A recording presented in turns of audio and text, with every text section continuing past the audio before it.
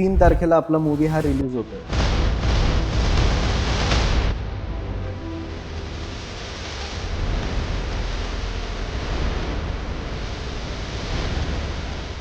Marathi film आणि ती पण थायलंडमध्ये शूट करणं, पूर्ण टीम घेऊन, तो अनुभव कसा होता? नेमकं आमचं असं व्हायचं की आम्ही शूट करायला बाहेर पडायचो आउटडोअरला, छान दिसतंय म्हणून, आणि पाऊस पडायचा. ज्या पद्धतीने शूट झालंय ते खूप वेगळं आहे. सो हे किती एक्सेप्ट करतील मराठी ऑडियन्स हे माहिती नाही. आता ते आय थिंक तुम्हाला ते ट्रेलर तरी लोकांना आवडलंय.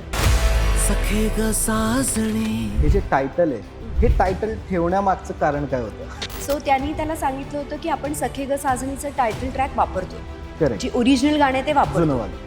आणि जुनं गाणं ऑलरेडी खूप हिट आहे, फेमस आहे. त्याला सूट करेल आणि तेवढंच पॉवरफुल गाणं तुला बनवायचंय. सखे ग साजणी मनमोहिनी तू वेड जीवा लावी.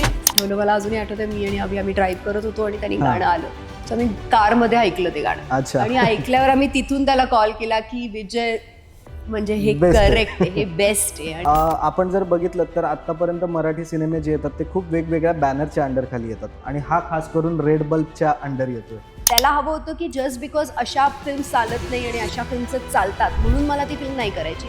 मला काय आवडतंय करायला आणि मला काय माझ्या ऑडियन्सला दाखवायचंय ते मी करणार, पण तेही तुम्हाला आवडेल अशी मी प्रार्थना करते.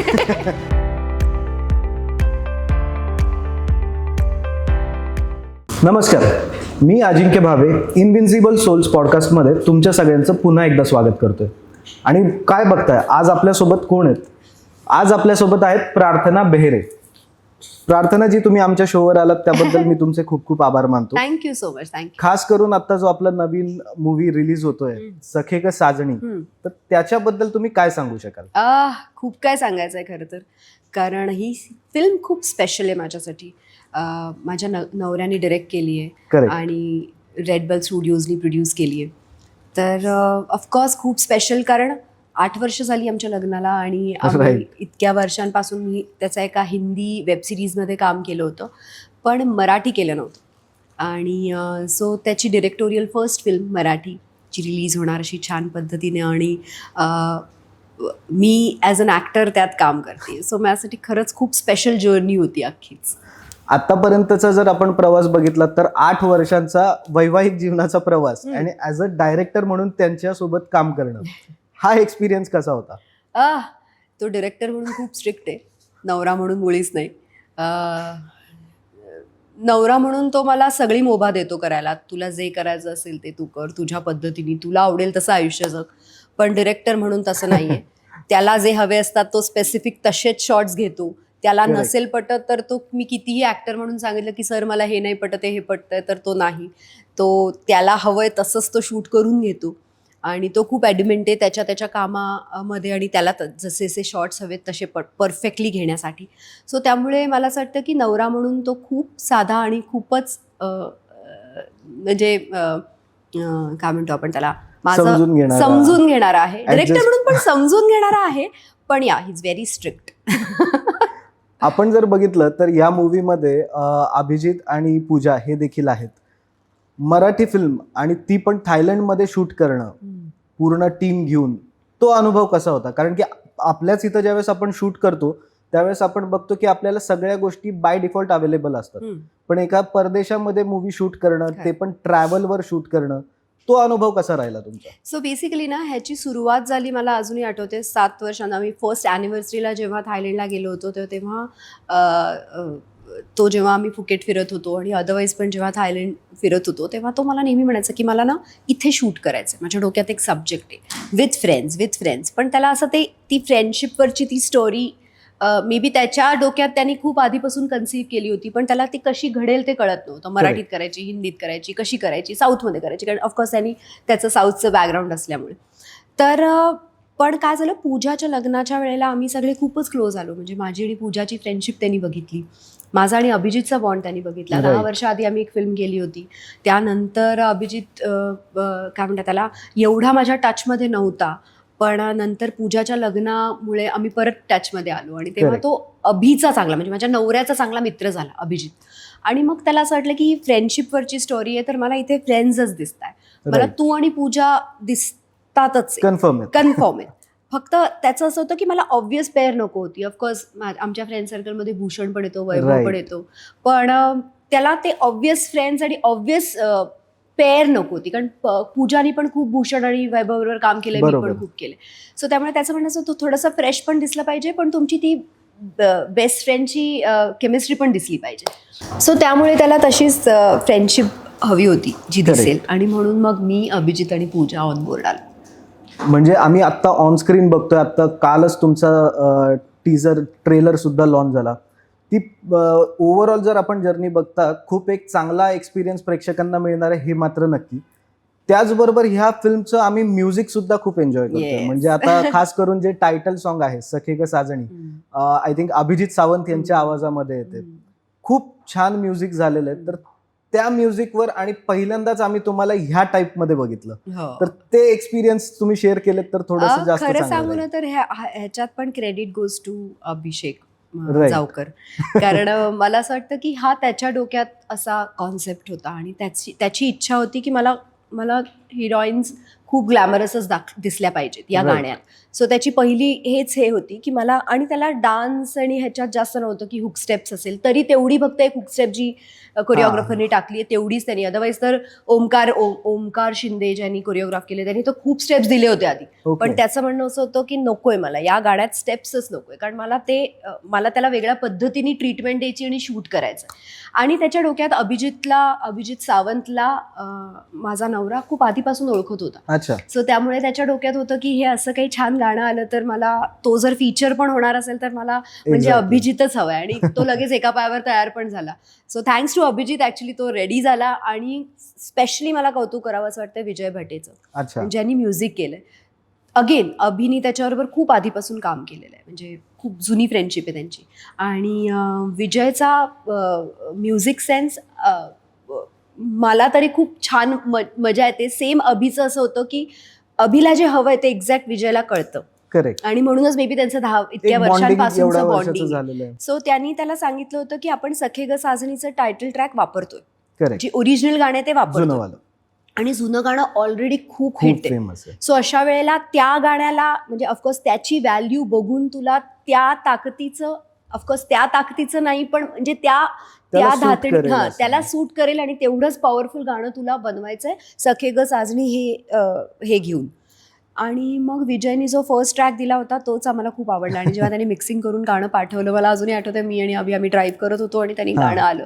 सो आम्ही कारमध्ये ऐकलं ते गाणं, अच्छा. आणि ऐकल्यावर आम्ही तिथून त्याला कॉल केला की विजय, म्हणजे हे Best आहे. करेक्ट आहे, हे बेस्ट आहे. आणि मग ते जसं फीचरहून आलं, सो ते आय थिंक 3.5 मिलियनहून जास्त त्याला हो. ऑलरेडी Views आलेले व्ह्यूज आलेत, आणि रील्स खूप करतायत त्याच्या हुक स्टेप्सवर. आम्ही तुमच्या सोशल मीडियाच्या अकाउंटला त्या सगळ्या रील्स बघितल्या हो पण, ना. म्हणजे लहान मुलांपासून ते अगदी वयोवृद्धांपर्यंत प्रत्येक जण ते गाणं एन्जॉय हो, करतात. हो, हो. नॉर्मली जर आपण बघायला गेलो तर सखे ग साजणी हे जे टायटल आहे, हे टायटल ठेवण्यामागचं कारण काय होतं? सो अगेन अभि म्हणजे त्याचं जे बॅकग्राऊंड आहे ते अकॉर्डिंग टू, त्यांनी ह्याच्या आधी एक मराठी फिल्म केली होती जी ZEE5 वर रिलीज आली होती. हम्म. त्या फिल्मचं नाव होतं ग्रे. बरोबर. त्यांनी जी वेब सिरीज केली होती त्याचं नाव होतं glitter. Hindi web grey series Hindi web grey series Marathi film Marathi होती. फिल्म होती, वैभव वैभव तत्ववादी. तत्वादी होता, पण बरोबर. ती ZEE5 साठी केली होती. म्हणजे Right. ती ZEE5 वर रिलीज झाली because of the Covid and all. So ती थिएट्रिकल रिलीज झाली नाही. So Exactly. थिएट्रिकल रिलीज ही पहिली फिल्म. फर्स्ट. आणि तर त्या फिल्मचं नाव ग्रे. वेब सिरीज जी हिंदी केली त्याचं Glitter. नाव ग्लिटर. त्यानंतर त्यांनी जी फिल्म केली होती, पहिली फिल्म, हिंदी फिल्म जी त्याची होती, त्याचं नाव missing on a weekend. So generally त्याच्या डोक्यात त्यांना पहिले इंग्लिश नाव येतं, आणि ही मराठी फिल्म, मराठी सब्जेक्ट म्हटल्यावर त्याला काहीतरी मराठमोळं नाव हवं होतं. एक्झॅक्टली. आणि ते पण नुसतं मराठमोळं नाव नाही, तर ते त्या सब्जेक्टला जाणारं, Right. त्या स्टोरी लाईनला जाणारं असलं पाहिजे. आणि ह्या फिल्ममध्ये ऍक्च्युली तसंच आहे. हे जरी त्रिकूट दिसतंय तरी कोण कोणाचं सखा आहे आणि कोण कोणाचं साजणी आहे, that's the I think Main तेच twist असेल मेन तो. ट्विस्ट आहे फिल्ममध्ये. आणि ट्रेलर लॉन्च झाल्यामुळे ट्रेलरमध्ये पण लोकांनी बघितलं. सो मला असं वाटतं की हाच एक मेन हे होता, रिझन होतं की सखे ग साजणी हे करेक्ट या स्टोरी लाईनला जाणारं नाव आहे, आणि म्हणून त्यांनी ते सिलेक्ट केलं. आय थिंक आपल्याला हा ट्विस्ट जर उलगडून बघायचा असेल तर नक्कीच 3 तारखेला हा मूवी प्रदर्शित होतोय, त्यावेळेस सगळ्यांनी तुम्ही जाऊन बघा. सखे ग साजणी हे काय आहे हे आपल्याला त्यावेळेस नक्कीच कळून येईल. येस. आणि हा तू जो एक तो प्रश्न विचारला मी त्याचा आन्सर नाही दिला की वाय थायलंड. का थायलंडला शूट करणं आपण जेव्हा महाराष्ट्रात शूट करतो का आपण आपल्या देशात शूट करतो तो आणि बाहेरच्या देशात खूप shoot अनुभव करणं, कसा असतो तो, काय खूप- चॅलेंजेस येतात? खरं तर खूप अवघड होतं कारण अगेन मराठी फिल्म. सो बरोबर. मराठी फिल्म्सच्या बजेट आणि सगळ्या गोष्टी बघून त्या पद्धतीने तिथे शूट करायचंय. तरी पण कुठेही अभिनय कॉम्प्रोमाइज केलं नाही म्हणजे Correct. तुम्हाला त्या शॉर्ट्सवरनं आणि दिसतंय ते त्यातनं आम्हाला. दिसतच असेल. आणि eight shooting in abroad it's a difficult task because महाराष्ट्रात आपल्या देशात काय होतं की आपल्याला सगळ्या गोष्टी अवेलेबल असतात, आपलीच लँग्वेज बोलणारी लोक असतात. बरोबर. सो आपल्याला सगळं माहिती असतं काय घडतंय, आपल्याला इथलं ॲटमॉस्फिअर माहिती, आपले वेदर माहिती की कसं बदलतं, काय होतं इथे, माणसं पटकन अवेलेबल आहे. आपण जर एक फोन केला की सगळ्या गोष्टी अवेलेबल होतील आपल्यासाठी. राईट.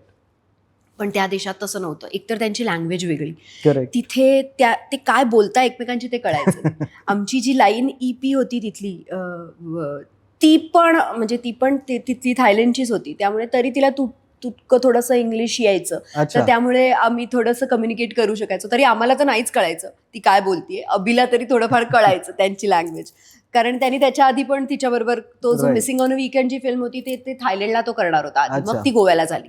सो त्यामुळे तेव्हापासून त्याच्या डोक्यात त्यांनी रॅकी करून ठेवली होती, त्याला माहिती होतं.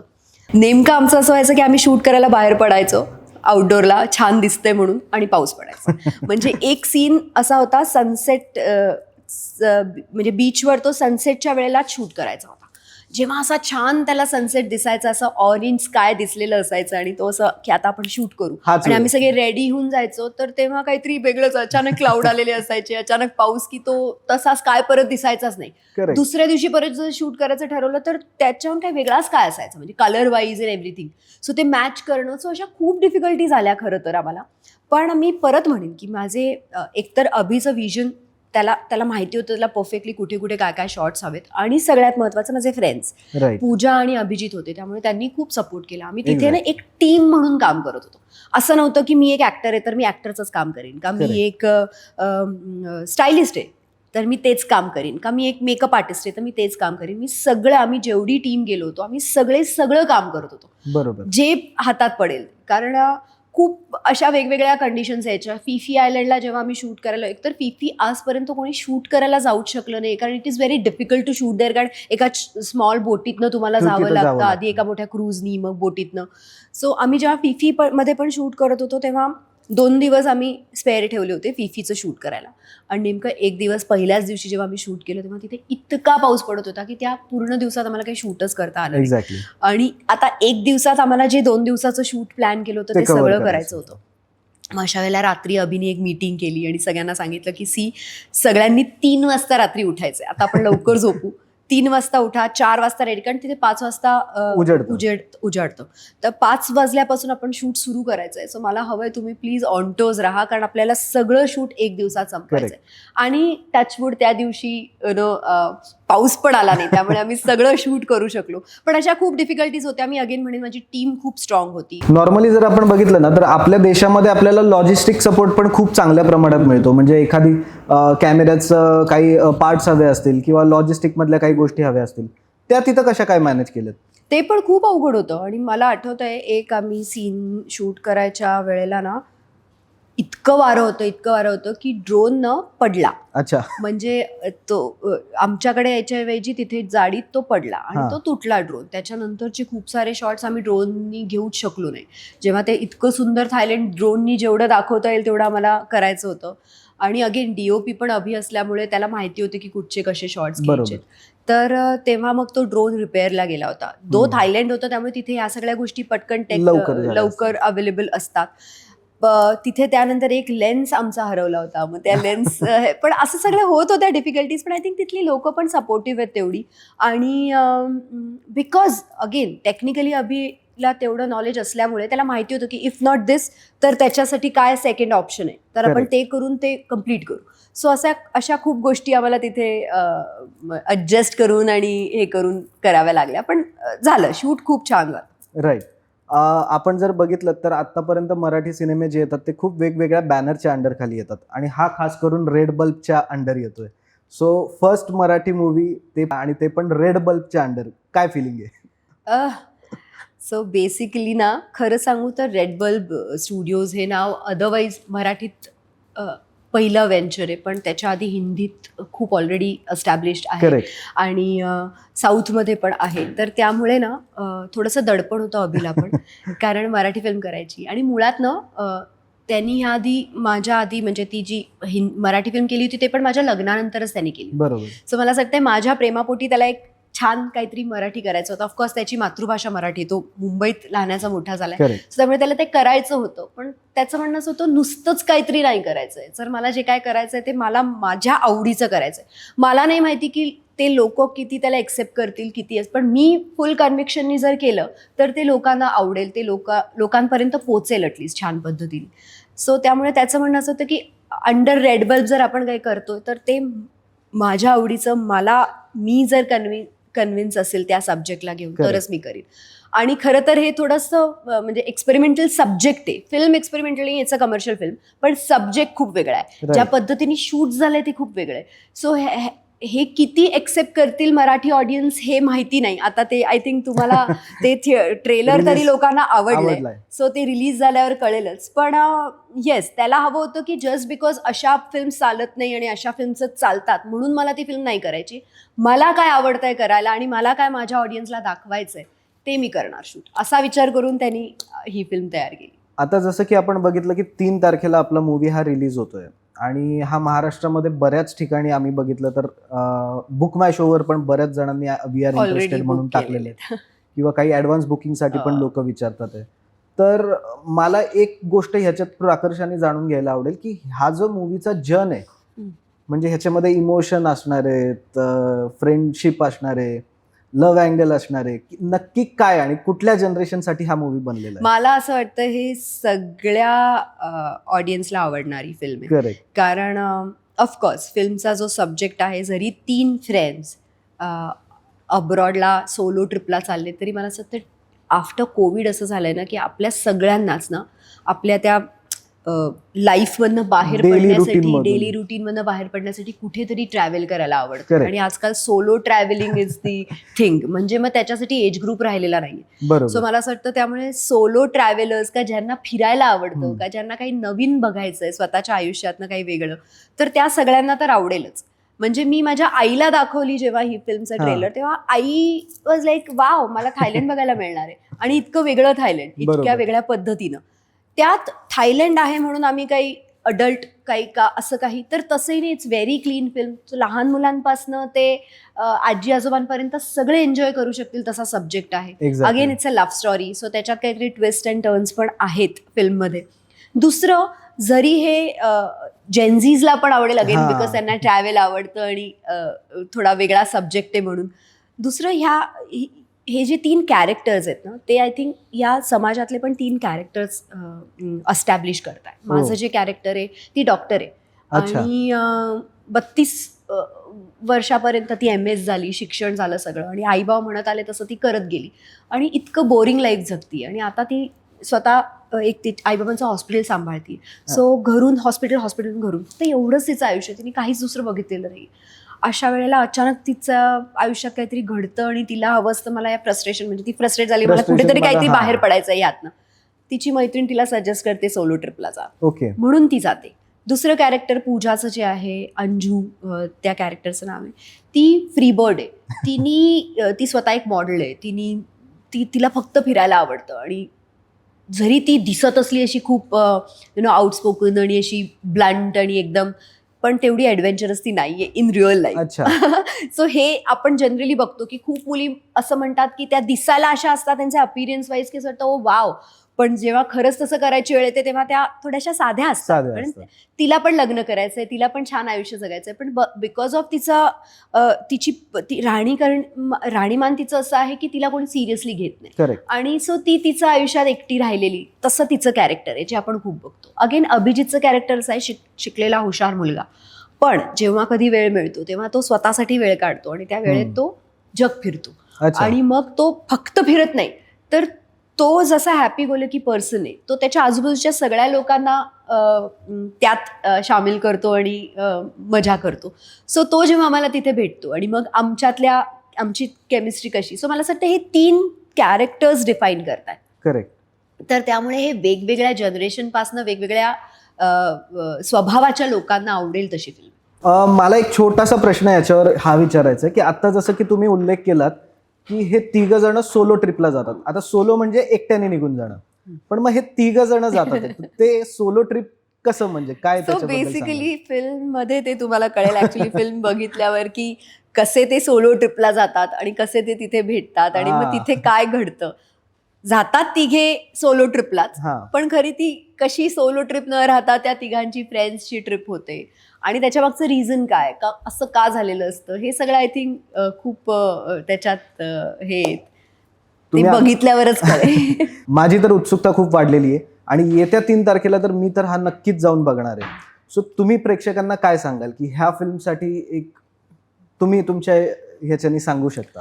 मी एवढंच सांगेन, मनापासून केलेला प्रयत्न आहे, थोडासा वेगळा आहे, पण धाडस केलं आहे माझ्या नवऱ्यानी, आम्ही सगळ्या फ्रेंड्सनी मिळून एक मनापासून बनवलेली फिल्म आहे. आणि आजवर जर तुम्हाला माझ्या फिल्म आवडल्या असतील आणि माझं काम आवडलं असेल तर नक्कीच काहीतरी वेगळं करायचा प्रयत्न केला आहे या फिल्म थ्रू, पण तुम्हाला आवडेल. आणि ही फिल्म तुम्ही थिएटरमध्ये जाऊन बघा अशी प्रार्थना आहे. That's it. प्रार्थना यांची प्रार्थना आहे की ही फिल्म आपण सगळ्यांनी थिएटरमध्ये जाऊन बघितली पाहिजे. सो वाट कसली बघताय, बुक माय शोची लिंक तुम्हाला मिळेल, तिथून तिकीट्स बुक करायला विसरू नका. येस. आणि सगळ्यात महत्वाचा एक माझा शेवटचे 2 प्रश्न याच्यामध्ये हे असतील, ह्याच्या आधीची जी फिल्म आली होती अगं अगं सूनबाई, काय करताय काय सासूबाई, म्हणता सासू, काय म्हणताय सासूबाई, केदार शिंदे दिग्दर्शित फिल्म होती. त्याच्यामधलं कॅरेक्टर घरातली एक सून आणि ह्या मूवी मधली सखे ग साजणी मधली जे काही कॅरेक्टर तुम्ही नमिता. करताय नमिता, ह्या दोघांचं कम्पॅरिझन लोकांनी कसं करावं? खूप वेगळं आहे, काहीही संबंध नाही. म्हणजे ती पण प्रार्थना वेहरे नव्हती, ही पण प्रार्थना वेहरे नाहीये. करेक्ट. कम्प्लिटली वेगळे कॅरेक्टर्स आहेत, पण कम्प्लिटली आजच्या काळातले कॅरेक्टर्स आहेत दोन्ही कॅरेक्टर. ती सून म्हणून पण आजच्या काळातली होती, तिचे विचार, तिचं म्हणणं आजच्या काळातल्या मुलींचं जे आहे ते होतं, पण ती तिच्या पद्धतीने वेगळी होती. नमिता हे वेगळं कॅरेक्टर आहे, आजकालचीच मुलगी आहे पण खूप वेगळी आहे. सो मला असं वाटतं कम्पॅरिझन कुठूनही नाही आहे. फक्त सून अगं अगं सूनबाईमधली सून जर तुम्हाला आवडली असेल आणि जर ते मी चांगल्या पद्धतीने साकारलं असेल असं तुम्हाला वाटत असेल तर ही फिल्म बघा, कारण ह्याच्यातलं नमिताचं कॅरेक्टर अगदीच वेगळं आहे, पण तेही तुम्हाला आवडेल असं मी अशी मी प्रार्थना करते. नाही, नक्कीच हे कॅरेक्टर लोकांना आवडेल, कारण की ज्या पद्धतीमध्ये त्याचा ट्रेलर झालेला आहे फार उत्कृष्ट झालेला आहे. सो आपण 3 तारखेची वाट बघूयात. सखे ग साजणी ह्या मूवी बद्दल जर एका वाक्यात काही सांगायचं झालं तर प्रार्थना बेहरे काय सांगू शकतात? It's a very emotional film for me आणि इट्स माय बेबी, माझ्या नवऱ्याची. आम्ही दोघांनी त्याला घडवलंय. सो खूपच इमोशनल आहे माझ्यासाठी ही गोष्ट, ही फिल्म, हा सब्जेक्ट, ही जर्नी. तर त्यामुळे माझ्या इमोशनल जर्नीचा भाग व्हा एवढंच म्हणेन. सो सगळ्यात महत्वाचं, ज्यावेळेस आपण एखादी फिल्म बघतो त्यावेळेस सेटवर धमाल होत असते. त्यात ही मूवी झाली आहे थायलंडमध्ये. म्हणजे त्याच्यामध्ये जर बघायला गेलं तर प्रार्थना बेहरे असतील, अभिजित असतील किंवा पूजा असतील, ऑलरेडी तुम्ही इतक्या दिवसापासून फ्रेंड्स आहात. सेटवर काय धमाल झाली होती आणि त्याच्याबद्दल तुम्ही काय सांगू शकाल? खरं सांगू ना तर आम्ही सेटवर धमाल मस्ती करायला जात नाही. आम्ही आमचं जेन्युनली काम करायला जातो आणि आम्ही खूप सगळेच खूप सिन्सिअरली स्वतःचं काम करत असतात. पण काही काही गोष्टी अशा घडतात की ज्याच्यानी मग ती धमाल मस्ती, आणि ऍक्च्युली आम्ही आमचं कॅरेक्टर इतक्या अशा पद्धतीने करत असतो की लोकांना ते बघताना असं अरे किती मजा करत असतील हे, पण खरं तर आम्ही खूप मेहनत करतो त्याच्या मागे. सो धमाल मस्तीच नाही, पण ऑफकोर्स असे काय काय सिच्युएशन्स व्हायच्या ज्याच्यामुळे आम्हाला सगळ्यांना काहीतरी फनी इन्सिडेंट व्हायचा. लाईक मी कसं सांगू की असे खूप एक्सपिरियन्सेस होते वेगवेगळ्या लोकेशनवर. मला अजूनही आठवते, आम्ही पहिल्याच दिवशी जेव्हा फुकेटमध्ये आलो आणि एका बसमधनं आम्ही सगळे ट्रॅव्हल करून आमच्या रिसॉर्टमध्ये पोहोचलो आणि काही लोक म्हणजे माझा नवरा आणि त्याची जी डिरेक्शन टीम होती ते सगळे टुकटुकमधनं येत होते. तिथे एक टुकटुक अशी ऑटो असते, त्या टुकटुकमधनंही ट्रॅव्हल करत होते विथ ऑल द लगेजेस. तर तिथून ट्रॅव्हल करताना अचानक त्यांना अशी कुठेतरी काहीतरी थोडंसं आग दिसली, म्हणजे काहीतरी असं जळताना दिसलं. अच्छा. आणि त्यांना रिअलाइज झालं की टुकटुकमध्ये आग लागली. ते ज्याच्यात होते, ते ज्या टुकटुकमध्ये होते ते तिथे भर चौकात ती टुकटुक थांबली. त्यांनी सगळं लगेज काढलं आणि ते मागे गेले आणि टुकटुक पेटली अरे बापरे. अचानक.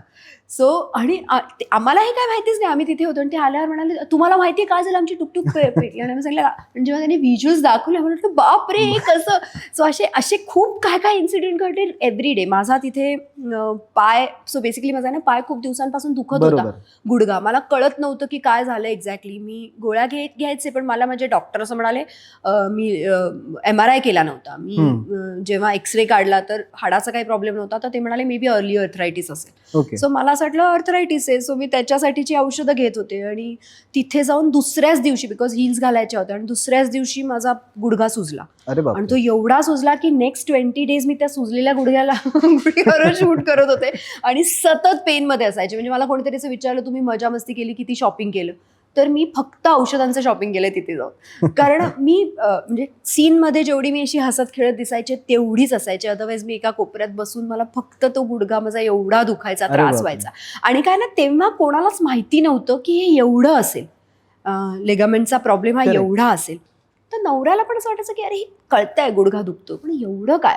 आणि ना आम्ही एक फिफी आयलंडवर जेव्हा जात होतो तेव्हा आमचं जे रिसॉर्ट होतं तिथपर्यंत घरी ती बोट जाणार होती, पण नेमकं त्या दिवशी हाय टाईड होती, तर बोट कुठेतरी एका सँडी बीचवर जाऊन थांबली, आणि आम्हाला तिथून चालत जायचं होतं. तर बीचवर जेव्हा थांबली तेव्हा बोटीत एवढ्या पाण्यात थांबून आम्हाला एवढ्या पाण्यात उतरायचं होतं. तेव्हा मी माझा जेव्हा ड्रेस वर केले तेव्हा त्या लोकांनी तो गुडघा बघितला, आणि तेव्हा असं होतं की बिकॉज दुसऱ्या पायावर पण प्रेशर होतं, माझा गुडघा, माझे अँकल्स, दोन्ही गुडघे आणि दोन्ही अँकल्स सुजले होते. आणि ते बघून माझ्या नवऱ्याला झालं अरे बापरे हे काय झालं. तर मी सांगितलं मी तुला म्हणत होते मला खूप त्रास होतोय खरा. तर तिथे संपला नाही तो विषय की आता त्याच्या पुढे आपण चिल करूया, कारण पुढे आम्ही ज्या फिफी आयलंडमध्ये शूट करतो आमचं रिसॉर्ट 300 पायऱ्या चढायचं होतं. सो मी दिवसातनं जर दोन दिवस आम्ही तिथे शूट केलं तर मी दिवसातनं 4 वेळा ते 300 पायऱ्या चढायचे आणि खाली, आणि लिफ्ट असं काही नाही. सो तुम्हाला पायऱ्या चढूनच जायला लागतं. सो अशा सगळ्या खूप डिफिकल्टीज, आणि त्याच्यात मग मजा मस्ती, त्यात काय सगळे मजा करायचे की ज्या दिवशी पाऊसच आला आम्ही शूटच नाही केलं. मग आम्ही सगळे ऍक्टर्स, आम्हाला सांगितलं पटकन खाली या, शूट करायचं. आम्ही तिघे खाली आलो आणि पाहिलं तर इथे फुल डिरेक्शन टीम आणि सगळे समुद्रात अंघोळ करत होते, मस्त मज्जा करत होते. आणि ते म्हणाले तुम्ही पण या, आज आपण ऑफ ठेवूया आणि सगळे मजा करूया. असे सगळे इन्सिडेंट्स खूप झाले. मराठीमध्ये जर आपण बघितलं ना तर मूवीज ज्यावेळेस पण बनतात त्यावेळेस त्याचं शेड्यूल, त्याचे डेज, ड्युरेशन हे सगळं ठरलेलं असतं, जे की आपल्या इथं शूट होतं, त्यामुळे त्या सगळ्या गोष्टी मॅनेजही होतात. पण ज्यावेळेस तुम्ही परदेशात शूट करता जिथं वेदरची काहीच गॅरंटी नाहीये, तिथे तुमचं शेड्यूल ऑन टाइम कम्प्लीट झालं का त्यालाही चॅलेंजेसच आले? नाही, मी खरंच या बाबतीत असं म्हणेन की जरी आम्हाला अशी साथ नव्हती काय म्हणतात त्याला वेदरची, पण अशी होती. म्हणजे आमचं शूट, आम्ही 20 दिवस इथे होतो, 20 दिवसात आम्ही सगळं शूट कम्प्लीट करून आलो. की काहीही 1-2 शॉट्स असे असतील की जे आम्हाला असं वाटलं की अरे हे आपले मिसिंग आहे का वाईल एडिटिंग अभिला थोडंसं जाणवलं तेवढंच. पण मला असं वाटतं त्याच्यासाठी आम्हाला थोडंफार, आणि मुंबईचं स्केड्यूल आमचं, म्हणजे फिल्ममध्ये पहिले इंडिया दिसतंय आणि नंतर थायलंड दिसतंय, सो ते इंडियाचं स्केड्यूल आम्ही आल्यानंतरच केलं. सो त्यामुळे तेवढं जे काय आम्हाला शूट करावं लागलं 1-2 गोष्टी इथे तेवढंच. पण अदरवाईज ऑलमोस्ट 98% शूट आम्ही तिथे जेवढं होतं थायलंडमध्ये प्लॅन केलं होतं तेवढं सगळं आम्ही कम्प्लीट करून आलो.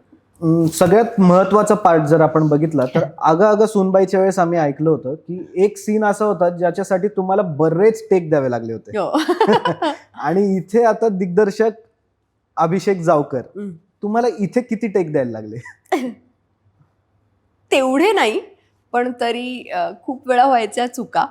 बेसिकली व्हायचं काय, तरी ते कॅरेक्टर आम्हाला माहिती होते, पण आहे ना सर्कमस्टन्सेस अशा होत्या आणि ज्या पद्धतीने शूट करत होतो ना, खूप वेळाला असं व्हायचं की अरे नाही मजा येते का. म्हणजे एक सीन मला आठवतोय, ब्रिजवरचा सीन आहे, आम्ही तिघं वॉक करून येतो. सो माझ्या डोक्यात होता तो सीन, मी वेगळ्या पद्धतीने कन्सीव्ह केला होता माझ्या डोक्यात की मला तो असा करायचा, आणि मी तो खूप असा सॅड आणि माझ्या झोनमध्ये, कारण माझं ते कॅरेक्टर तसं होतं म्हणून मी तसा करत होते. आणि 2दा तो झाल्यावर अभिचं सारखं म्हणत अरे नाही हे असं नको करूस, हे असं कर. मी दुसऱ्यांदा केल्यावर पण तो म्हणतो असं नकोय मला. मग एक वेळेला तो मला लिटरली त्याने कॅमेरा साईडवर ठेवला, मला जरा साईडला बोलवलं, मला सांगितलं की मला हवंय हा सीन तू खूप पेपी कर, का खूप वेगळा कर जो नाहीये, कारण ते खूप ड्रॅग होतंय का, ते मजा नाही येते बघायला आणि जसं आपली फिल्म दिसते. आणि मग मला असं वाटलं हो, कारण मी माझ्या त्या कॅरेक्टरमध्ये होते म्हणून मी त्या पद्धतीने बरोबर. करत होते. पण डिरेक्टर म्हणून तो पूर्ण फिल्म बघतो की ती फिल्म कशी दिसते आणि Correct. तेव्हा तुमचं कॅरेक्टर कसं असलं पाहिजे. सो तो मला म्हणाला ह्या सीनमध्ये मला असं हवंय. मग तो सीन अगेन त्या सीनमध्ये पण आम्हाला असं हे Staircase. होतं, नाही स्टेअरकेस नव्हती पण असं उंच जागा होती, तिथून अच्छा. आम्हाला असं ते स्लोप होता असा आणि त्या स्लोपवरनं चालत जायचं होतं. परत नाही झालं की आम्ही परत वर जायचो, परत त्या स्लोपवरनं. असं 3-4 वेळा झाला, पण 3-4 वेळा. अच्छा. मूवी बद्दल जर आपण बघितलं तर जसं की आता आपण म्हणलात की सखे ग साजनीचं शूट तुम्ही थायलंडला करताना फिफी आयलंडच्या वेळेसचा तुम्ही एक आता किस्सा सांगितलात. इंडियाच्या शेड्यूलच्या वेळेसच्या काय गोष्टी आहेत की इंडियामध्ये शेड्यूल ऑब्व्हियसली ऑन टाइमच होतात आपले, त्यांनी जातात पण त्याच्यासाठी काही चॅलेंजेस आले का तुम्हाला? इंडियाच्या स्केड्यूलसाठी मी म्हणेन की मला माझी एक मैत्रीण आहे जी लाईन प्रोड्युसर ह्या फिल्मची, तिने पहिल्यांदाच केलं पण तिने कमाल काम केलं. शीतलचं कौतुक करावं असं वाटतं. कारण तिन्ही सगळं मुंबईच्या बाहेरचं अलिबाग दाखवलंय माझं तिथलं. आणि आम्ही एक गाणं जे शूट केलं ते गाणं आम्ही लग्नाचं सॉन्ग जे तुम्ही बघितलं असेल डीजेचा बेस, ते आम्ही मुळशीला शूट केलं होतं. सो ते सगळंच शूटचं कसं शूट करायचं, काय करायचं, ही जबाबदारी तिच्यावर होती आणि ती इतकी तिने कम्प्लिटली छान केली होती. आमचा लाईन प्रोड्युसर पण होता. सो ते कारण ती आमची लाईन प्रोड्युसर होती, ती इतकं कम्प्लिटली छान केली की आय थिंक आम्हाला त्रास नाही झाला. फक्त मी तर असं म्हणेन त्रास नाही झाला, पण मला अजूनही आठवते आम्ही लास्ट इयर मे मध्ये शूट करायला सुरू केलं. तर आमचं असं झालं की आपण ना मुंबईचा आणि महाराष्ट्राचा पार्ट आधी पावसाळ्याच्या आधी शूट करून घेऊ आणि मग आपण थायलंडला जाऊ. सो आम्ही मे मध्ये शूट केलं. आणि तुम्हाला आठवत असेल तर लास्ट इयर 4 मे का 5 मेला पाऊस पडला आणि 5 मेला आमचं first day of the shoot आणि त्याच दिवशी मुंबईत पण आम्हाला पाऊस नडला. पण या ते आपण म्हणू शकतो की एक प्रकारे पावसाची तुमच्यावर कृपाच राहिली. हो, सगळ्याच सीन मध्ये. तर त्यामुळे कंटिन्युटीचा कुठेही प्रॉब्लेम नाही आला आम्हाला. सगळ्या सीन मध्ये पाऊस दिसलाय. करेक्ट. सो प्रार्थना, जसं की आपण बघितलं तर असं कुठलं एक रिझन आहे की हा मूवी हा प्रत्येक प्रेक्षकांनी थिएटरमध्येच जाऊन बघितला पाहिजे? हे बघ, मला आय डोंट नो अबाउट प्रत्येक प्रेक्षक, कारण सगळ्यांची क्रिएटिव्हिटी आणि सगळ्यांच्या चॉईसेस वेगवेगळ्या असतात, ते मला नाही माहिती. पण मी माझ्या कॅरेक्टरबद्दल सांगितलं तर मला आठवतंय की जेव्हा हे कॅरेक्टर कन्सीव्ह झालं होतं आणि माझ्या डोक्यात डॉक्टर नमिता भावे असं तिचं कॅरेक्टरचं नाव आहे, तर ते जेव्हा मला नरेट केलं गेलं होतं तर तेव्हा ना मी त्याच वेळेला मी एका कॉलेजला भेट द्यायला गेले होते आणि that was a medical college. आणि तेव्हा त्या स्टुडंट्सबरोबर मी शेअर केले की मी पण इथे एक डॉक्टर आहे आणि माझ्या आयुष्यात असं. तर मला तिथल्या ऑलमोस्ट सगळ्या मेडिकलच्या स्टुडंट्स होत्या, अपकमिंग डॉक्टर्स आणि झालेल्या डॉक्टर्स तिथे ज्या कोण होत्या, त्या सगळ्यांनी सांगितलं की करेक्टली सेड, आमचं खरंच आयुष्य असं होतं. कारण आम्ही इतकं अभ्यासात असतो की आमचं खरंच आयुष्य असं झालंय. आणि प्लीज ही फिल्म आम्ही पहिले बघायला जाऊन आमच्या पेरेंट्सला घेऊन जाऊ, म्हणजे त्यांना कळेल की आम्हाला पण सोलो ट्रिपची गरज आहे का, आम्हाला बाहेर फिरायचंय. सो मला असं वाटतं ती लोक तर रिलेट करतीलच. आणि जसं मी म्हणाले, पूजाचं कॅरेक्टर काय, अभिजीतचं कॅरेक्टर ते असं आहेत की ते सगळ्यांना रिलेट होईल कुठेतरी.